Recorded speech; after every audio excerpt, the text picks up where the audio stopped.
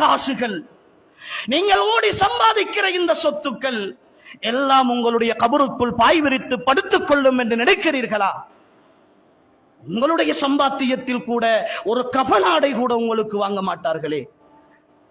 யாரோ ஒருவர் போடுகிற பிச்சை காசிலே தானே உங்களுக்கு கபனாடை கூட கிடைக்க போகிறது.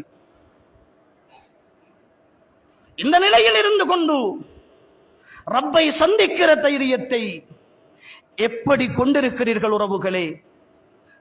நான் இந்த மிம்பரில் இருந்து இறங்குகிற பொழுது கால் சறுக்கி என்னுடைய பின்தலை அடிபட்டால் என்னை ஜனாசாவாக நீங்கள் கூட்டிக் கொண்டு என்னுடைய ஊருக்கு கொண்டு போய் சேர்ப்பீர்கள். அல்லது ஒருவேளை முடியாது என்றால் இங்கே அடக்கம் செய்து விடுவீர்கள். இந்த குறுகிய பயணத்தில் எத்தனை போட்டிகள், எத்தனை பொறாமைகள், எத்தனை வழக்குகள், எத்தனை அடிதடிகள், பிரச்சனைகள். எதற்காக உறவுகளே? எதற்காக இந்த போட்டிகளும் பொறாமைகளும்?